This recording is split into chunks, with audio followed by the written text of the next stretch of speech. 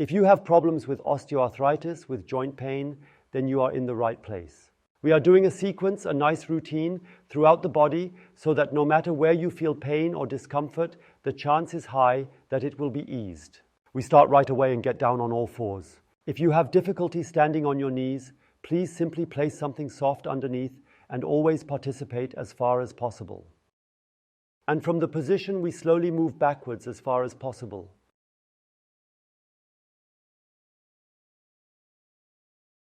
And then you feel the stretching in the arch of your foot because it's about the ankle joints now.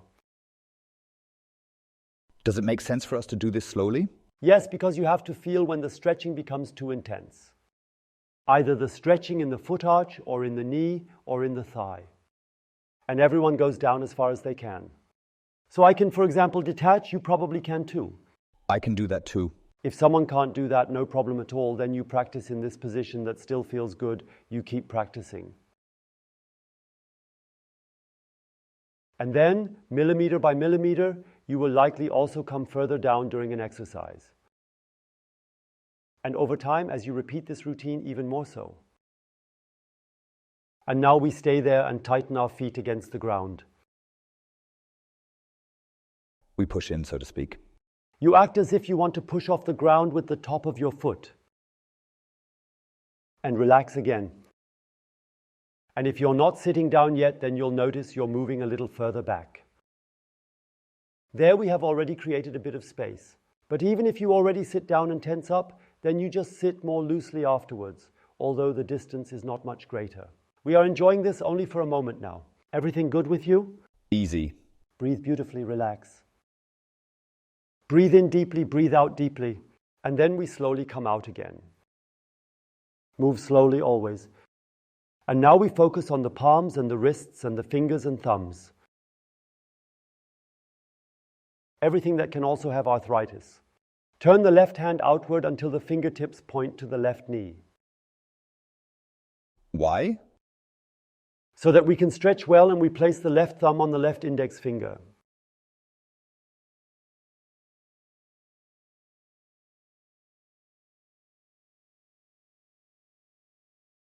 And on the right, we do the same and now walk approximately shoulder width apart. And now we move our buttocks further back and then you can feel how it directly pulls into the wrists. And we breathe ourselves in again. And now we're talking about wrist pain, wrist osteoarthritis. Everything that happens in this area, does that work for you, Renee? It's great even. But I'm probably doing something wrong. Don't go too far back. Yes, nice and slow. Stay like this, preferably. It is important that the fingers do not lift off the mat. Yes, more precisely, not the fingers, but the palm. It must stay on completely. And now we start and press with your fingers against the floor with thumb, index finger, middle finger, ring finger, little finger. All fingers press against the ground, then you let go and go a little further back. And then press the fingers against the ground. You notice the stretching pain in the wrist, which must still be positively tolerable. Loosen up again and go a little further in. Always incorporate our strength training nicely so that the muscles get used to the greater length. And now come out again, and now we go to the wall. Now it's about the ankles. We'll show it from both sides. You are there, I am here, and now we place our feet shoulder width apart from the wall on the ground. You should not point outwards, knees are fully extended, and we slowly lean forward. And if the stretching in the calf is not yet sufficiently noticeable, then you move your feet a little further away from the wall. Roland, do I have to make a hollow back or do I have to straighten up there? Best to get out of the hollow back, but above all, stretch your knees. That is the most important thing. Good thing I asked. And if you now move slightly forward, getting closer to the wall, then you will feel the stretching in the calves below the knee joints. Yes, I'm cheating a bit. I have to keep my legs straight. Sometimes you don't feel it properly, whether the knees are extended, Then you go a little bit back out, fully actively stretch, and then go back in. And now we start and try to stand on our tiptoes, but since we lean against the wall, we cannot lift our heels even a millimeter.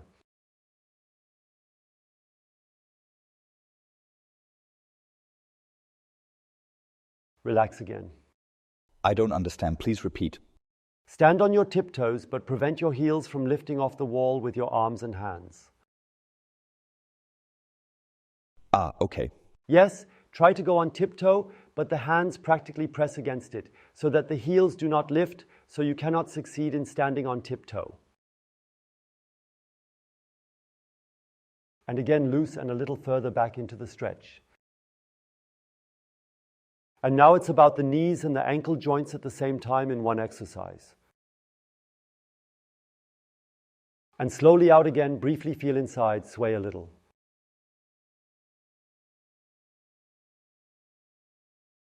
And now it's about the hip.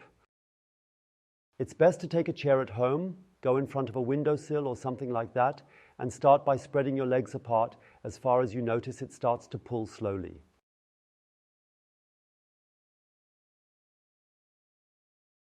And now you turn your toes slightly outward, shift your weight forward, and move your heels slightly outward.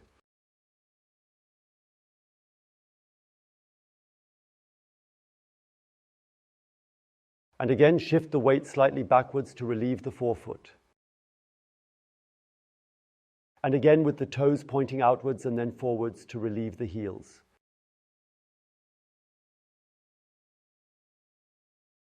And with the heels turned out again.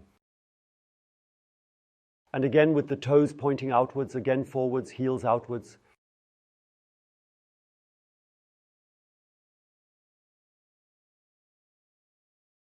Could it be that I have already arrived to my limit, Roland? Because I am already experiencing a strong pulling sensation. Yes, but then please don't continue anymore, because if it already pulls heavily, then you are still in the comfort zone and should stay there. Actually, not anymore. Then you have to go out a little bit. If it's too exhausting, too painful, then you were too deep. Must still be positively tolerable. And now we press with both feet, as if we wanted to pull the feet together in the middle under us. Press firmly against the ground. Press firmly. Now the entire inner side of the thighs tightens. And relax again. And go a little further into the stretch. Does that mean opening up a little more or moving forward a little more? What does that mean? Both. And now slowly come back with alternating toe and heel. Always come a little closer together. Slowly go out, swing your legs a little. And now it's about the shoulders and the elbows. You go into the corner. If you don't have a corner at home, you can also do that. The chairs. And the arms go 30 degrees above the shoulder line. 1 foot forward, 1 back. Like this, right? Yes, exactly. And those who do it on the chair do it like me. Simply go down on your knees and let yourself be pulled further and further down into the stretch with the upper end of the chest. Roland, for all those who do this like me, where does the head have to go? That doesn't matter, actually. What do you mean? Keeping it as straight as possible is good. Okay. But it doesn't matter that much. So, and now generate the stretching. And now we begin. Renee, you have to press against the wall with both hands as if you wanted to push it away, both. And I push down as if I wanted to make the chairs smaller. Press firmly, exert a lot of force. Relax again. And after releasing, continue to go deeper into the stretch. And then again, build pressure. Correct strength. The shoulders in particular need it because everything in the front is usually very shortened. And through the strong tension, the muscles get used to feeling comfortable in the greater length. And relax again and continue going in. Many people who are not as trained as I am, for example, it often extends all the way to the fingertips. Up to the fingers. Yes, that is normal. That is good. Pulls in the shoulder, in the chest area. the arm down, elbow to the fingers, and slowly out again. Just briefly feel it, because it's such a wonderful feeling every time. I believe you can understand it. Move a little. And now let's stick with the exercise for the shoulders. We stand against the wall, take both arms shoulder width apart, upwards. 1 foot forward, 1 back. If possible, try to straighten your lower back a bit. The elbows are fully extended.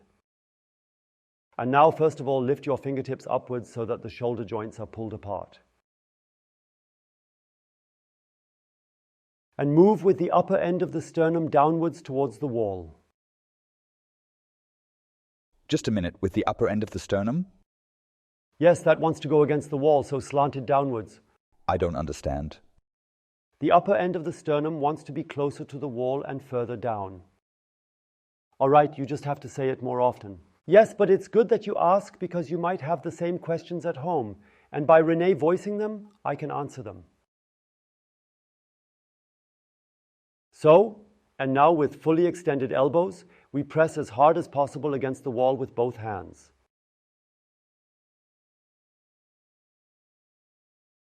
Press as firmly as possible against the wall. Relax again, go further into the stretch. And again, press firmly against the wall. Apply strong force into the stretched muscles. This is so good for muscle function and for flexibility and greater mobility. And relax again and go in further. And then slowly detach from the wall again. And turning around, so to speak, while hovering. So now stretch your legs. Go on the other side of the camera, perhaps, so that it can be seen from the side as well. And now please place both palms on your legs.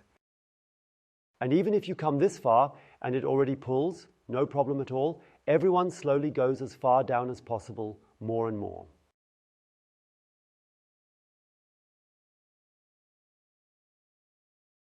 Simply slide your hands along the legs.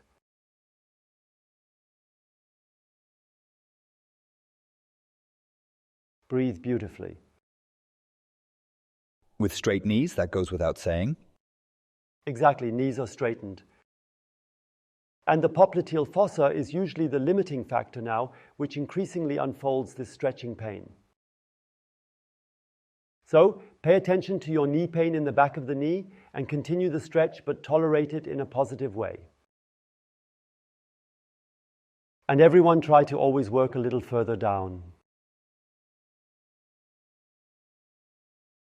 And then we reach behind the legs, behind the calves, and depending on how high you are, we try to pull up with the torso.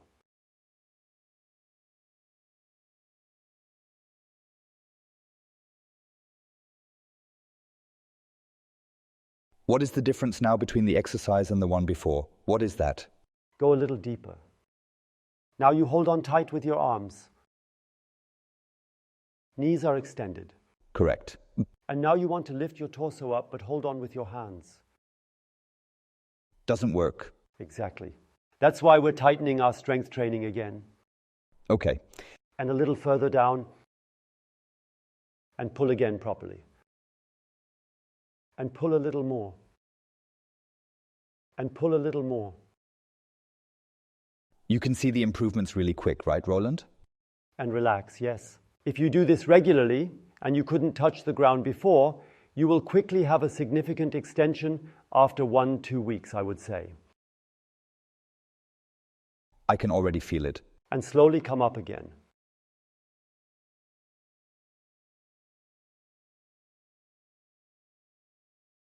Slowly come up again. Move a little. And now we're going to the mat one more time.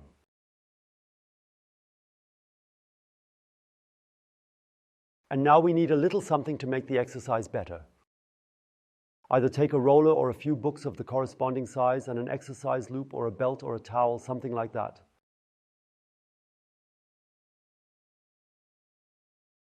And whoever has the exercise loop now puts their foot in and turns once, grabs with the thumb, as I show here, the inside, the one in the other hand, or the books already prepared, depending on what you are using.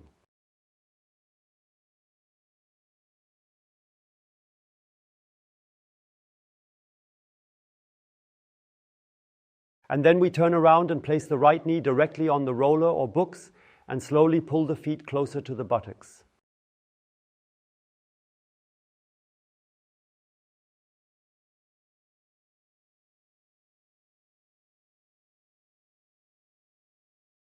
So towards the buttocks, right?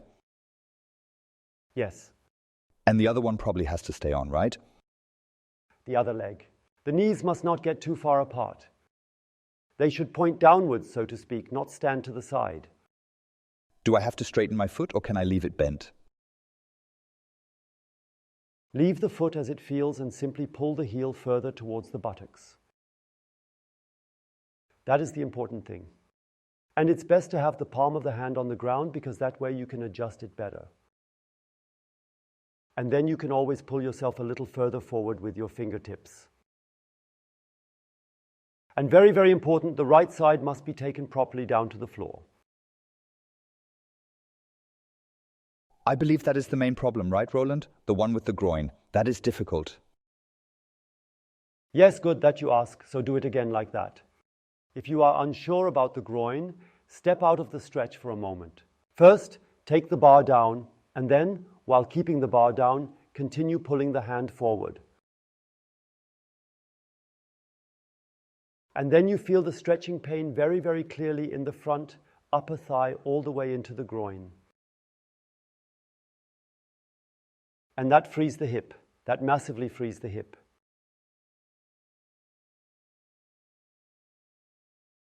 Always move forward. And now we press. Yes, we press against the loop. We want to stretch the leg, the right one, let it relax again and pull it closer. And again, the leg wants to stretch. Why is it that we can tighten it even more then? Relax, because the muscle gets used to the greater length when it becomes fatigued. Then it has more stretching and at the same time it develops more strength in the greater stretching. And this is a completely functional strengthening for the muscles, which are therefore much, much more active in everyday life according to our experience. And then we slowly come out again. And for me, as a lazy person, honestly, it's a nice motivation. And now with the other foot. Must it be? Now we do the same for the other side. And you might have noticed the exercise really hits positively.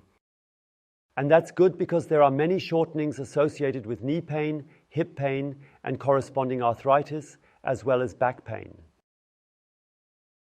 So this is a multifunctional exercise, so to speak. And now we go back with the other side. We put the knee on the roller and the hand goes along the ground.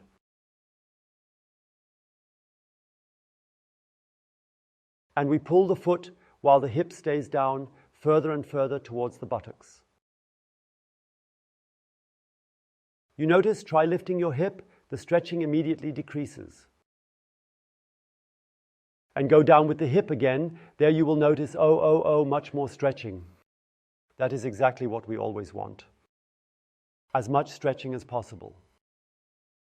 And then apply force into the stretch. And in our experience, the pain melts away like ice in the sun. And speaking metaphorically, of course, not a scientific statement. I found it beautiful, but let me tell you what's going on with me. I really have to concentrate on keeping my hip on the ground. This is my main task, my main occupation right now. And that's why it's better to play it safe, let go of a little more stretching. First lower the hip, then the groin. How do I control it again? By simply going down. Yes, good. Simply, it cannot be checked again, simply down. It's best that the groin touches the ground. And keep tightening. Now we tighten here again. We want to straighten the left knee, but hold it firmly. Stretch with all your strength and at the same time press the left groin against the ground. And relax and pull a little further in. And come out again. Slowly move throughout the entire exercise. Move slowly. And we have completed the job throughout the whole body. If it has done you good, if you feel comfortable, then it would be great if you share the video. There are so many people with all sorts of problems up and down. As mentioned, for the whole body. If you have more specific problems, please click here above. There you get videos for specific areas that you can work on again very specifically. Have fun and see you next time.